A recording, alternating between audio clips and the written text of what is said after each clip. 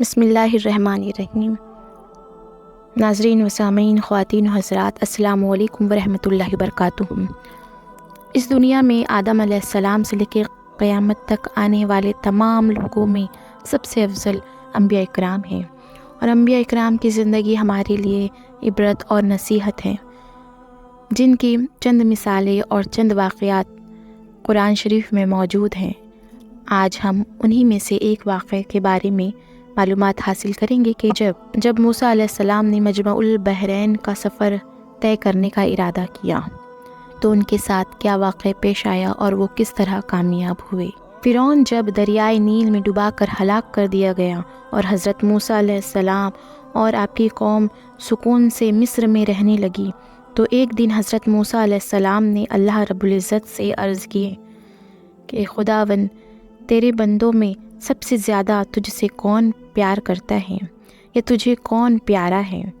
جواب ملا، جو مجھے ہمیشہ یاد کرتا ہے اور مجھے کبھی بھولتا نہیں۔ حضرت موسیٰ علیہ السلام نے عرض کیا، الہی، سب سے بہتر فیصلہ کرنے والے کون ہیں؟ اللہ رب العزت نے فرمایا، جو حق کے ساتھ فیصلہ کرے اور کبھی بھی اپنی منمانی نہ کرے۔ حضرت موسیٰ علیہ السلام نے عرض کیا، مولا، تیرے بندوں میں سب سے زیادہ علم والا کون ہے؟ اللہ رب العزت نے فرمایا، جو ہمیشہ اپنے علم کے ساتھ دوسروں سے علم سیکھتا رہے، تاکہ اس طرح اسے کوئی ایسی بات مل جائے جو اسے ہدایت کی طرف رہنمائی کرے یا تباہ ہونے سے بچا لے۔ یہ سن کر حضرت موسیٰ علیہ السلام نے عرض کیا، الہی، اگر تیرے بندوں میں سے کوئی ایسا بندہ ہے جو مجھ سے زیادہ علم والا ہے تو مجھے اس کا پتہ بتا دے۔ اللہ رب العزت نے ارشاد فرمائے، خضر علیہ السلام تم سے زیادہ علم والے ہیں۔ یہ جان کر حضرت موسیٰ علیہ السلام نے پوچھا، یا رب کائنات، وہ کہاں ملیں گے؟ جواب ملا، سمندر کے ساحل پر ایک چٹان کے پاس ملیں گے۔ حضرت موسیٰ علیہ السلام نے پوچھا، میں وہاں کیسے پہنچ سکتا ہوں؟ جواب ملا، تم ایک ٹوکری میں ایک مچھلی لے کر سفر کرو، جہاں وہ مچھلی گم ہو جائے وہیں تمہارے سفر کا اختتام ہوگا، یعنی تمہیں خضر علیہ السلام مل جائیں گے۔ اتنا معلوم ہو جانے کے بعد علم کی تلاش میں حضرت موسیٰ علیہ السلام نے اپنے خادم اور شاگرد حضرت یوشع بن نون بن افرائی بن یوسف علیہ السلام کو ساتھ لے کر مجمع البحرین، دو دریاؤں کے ملنے کی جگہ کا سفر فرمایا۔ چلتے چلتے جب دونوں ایک دن بہت دور نکل گئے تو آرام کرنے کے لیے ایک جگہ حضرت موسیٰ علیہ السلام سو گئے۔ آپ سو گئے لیکن حضرت یوشع جاگتے رہیں۔ تھوڑی دیر بعد ٹوکری میں رکھی مچھلی تڑپ کر سمندر میں کود گئی۔ جہاں جا کر ڈوبی وہاں پانی میں ایک سوراخ بن گیا۔ آنکھ کھلی تو حضرت موسیٰ علیہ السلام پھر چل پڑے۔ دوپہر ہونے آئی، بھوک لگنے لگی تو آپ نے اپنے شاگرد سے مچھلی مانگی۔ وہ کہنے لگے، جہاں آپ سوئے تھے وہی مچھلی کود کر سمندر میں چلی گئی، اور یہ بات میں آپ کو بتانا بھول گیا۔ حضرت موسیٰ علیہ السلام نے فرمایا، ہمیں تو اسی جگہ کی تلاش تھی۔ بہرحال وہ دونوں وہیں سے واپس اپنے قدموں کے نشانوں کے سہارے وہاں تک پہنچ گئے۔ وہاں پہنچ کر حضرت موسیٰ علیہ السلام نے دیکھا کہ ایک بزرگ کپڑوں میں لپٹے ہوئے ہیں۔ آپ نے انہیں سلام کیا تو انہوں نے بڑے تعجب سے فرمایا، اس زمین میں سلام کرنے والے کہاں سے آ گئے؟ حضرت موسیٰ علیہ السلام نے جواب دیا، میں موسیٰ ہوں۔ انہوں نے پوچھا، کون موسیٰ؟ کیا آپ بنی اسرائیل کے موسیٰ ہیں؟ حضرت موسیٰ علیہ السلام نے ارشاد فرمایا، جی ہاں، میں بنی اسرائیل کا موسیٰ ہوں۔ حضرت خضر علیہ السلام نے فرمایا، اے موسیٰ، مجھے اللہ نے ایک ایسا علم عطا فرمایا ہے جس کو آپ نہیں جانتے۔ اللہ نے آپ کو ایسا علم عطا کیا ہے جو میں نہیں جانتا۔ مطلب یہ کہ میں اسرار یعنی چھپی ہوئی باتوں کا علم جانتا ہوں جس کا آپ کو علم نہیں، اور آپ شریعت کا علم جانتے ہیں جس کا مجھے علم نہیں۔ مجمع البحرین پر جب حضرت موسیٰ علیہ السلام کی ملاقات حضرت خضر علیہ السلام سے ہوئی تو آپ نے فرمایا، اے خضر علیہ السلام، کیا آپ مجھے اس کی اجازت دیتے ہیں کہ میں آپ کے ساتھ چلوں تاکہ اللہ تعالیٰ نے آپ کو جو علم عطا فرمایا ہے میں بھی ان میں سے کچھ سیکھ سکوں؟ حضرت خضر علیہ السلام نے فرمایا آپ میرے ساتھ اس لیے نہیں چل سکیں گے کہ آپ جو کچھ دیکھیں گے اس پر صبر نہیں کر سکیں گے۔ حضرت موسیٰ علیہ السلام نے فرمایا انشاءاللہ میں صبر کروں گا اور کبھی بھی آپ کی نافرمانی نہیں کروں گا۔ حضرت خضر علیہ السلام نے فرمایا تو پھر ٹھیک ہے، لیکن آپ میرے کسی کام پر اعتراض نہیں کریں گے یہاں تک کہ میں خود ہی آپ کو اس کی حقیقت نہ بتا دوں۔ بہرحال دونوں کے بیچ سمجھوتا ہو گیا اور حضرت خضر علیہ السلام حضرت موسیٰ علیہ السلام اور آپ کے شاگرد حضرت یوشع بن نون کو لے کر دریا کے کنارے کنارے چلنے لگی۔ تھوڑی دور جانے کے بعد حضرت خضر علیہ السلام نے ایک کشتی دیکھی اور تینوں اس میں سوار ہو گئے۔ کشتی والوں نے ان سے کرایہ بھی نہیں مانگا۔ تھوڑی دور جانے کے بعد حضرت خضر علیہ السلام اپنے جھولے میں سے کلہاڑی نکالی اور کشتی کا ایک تختہ اجاڑ کر دریا میں پھینک دیا۔ یہ منظر دیکھ کر حضرت موسیٰ علیہ السلام برداشت نہ کر سکے اور کہنے لگے آپ نے کشتی پھاڑ دی، اس سے تو ہم دریا میں ڈوب جائیں گے، یہ تو آپ نے کوئی اچھا کام نہیں کیا۔ ان کی بات سن کر حضرت خضر علیہ السلام بولے میں نے آپ کو پہلے ہی بتا دیا تھا کہ آپ ہمارے کاموں کو دیکھ کر برداشت نہیں کر سکیں گے۔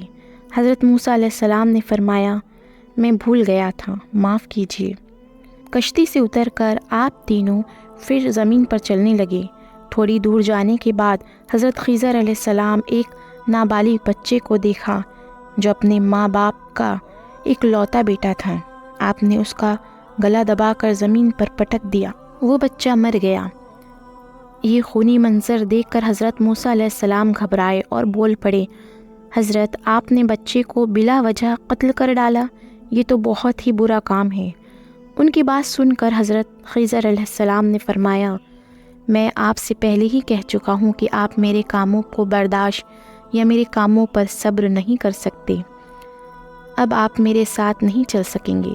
حضرت موسیٰ علیہ السلام نے پھر آپ سے گزارش کی اور ساتھ چلنے کے لیے درخواست کی اور یہ بھی اقرار کیا کہ اگر اس کے بعد مجھ سے کوئی بھول ہو جائے تو آپ مجھے اپنے ساتھ نہ رکھیے گا۔ اس منظر کے بعد پھر آپ تینوں آگے بڑھے یہاں تک کہ ایک گاؤں میں پہنچ گئے۔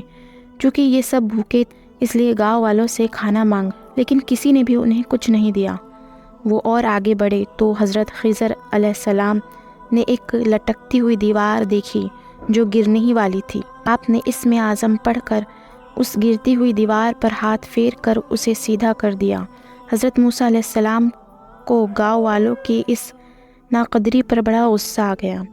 حضرت خضر علیہ السلام سے کہنے لگے حضرت گاؤں والوں نے ہماری کوئی قدر نہیں کی، آپ نے ان کی گرتی ہوئی دیوار بھی صحیح کر دی، اگر آپ چاہتے تو اس کی مزدوری ہی لے لیتے۔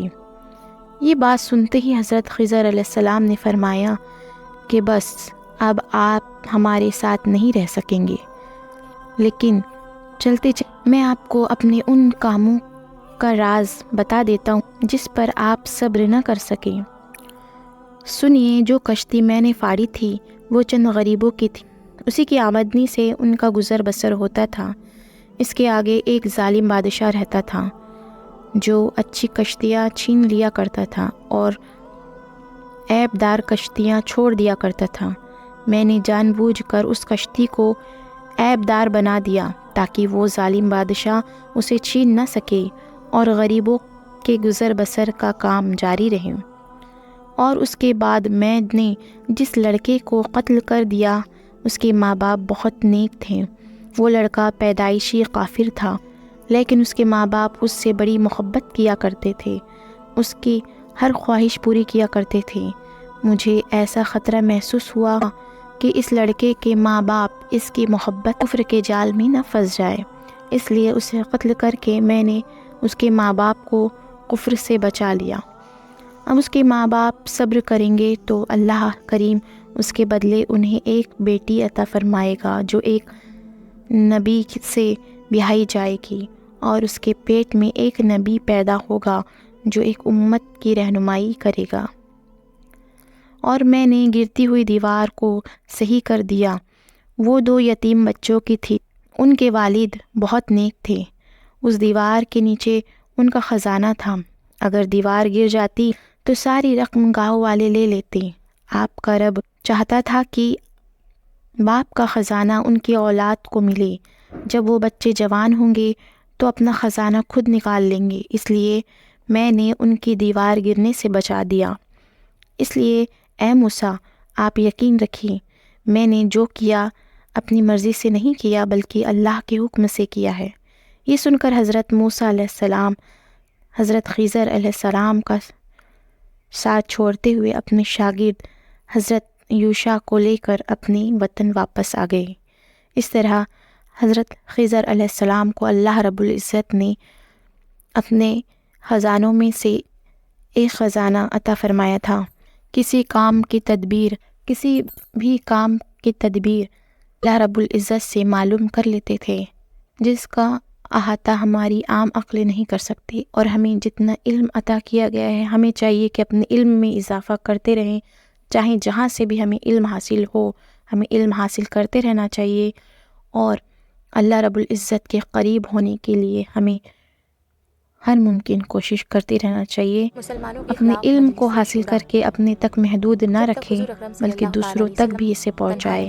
اسی لیے آپ سے گزارش ہے کہ اس ویڈیو کو شیئر کیجیے، ہماری ویڈیو کو لائک کیجیے اور دینیاتی تسلیم کو سبسکرائب کیجیے۔ ملتے ہیں آپ سے پھر ایک نئے ویڈیو میں، تب تک کے لیے اجازت دیجیے۔ اللہ حافظ۔ اس بیچ حضور اکرم صلی اللہ تعالیٰ علیہ وسلم پر وحی نازل ہوئی جس میں آپ صلی اللہ تعالیٰ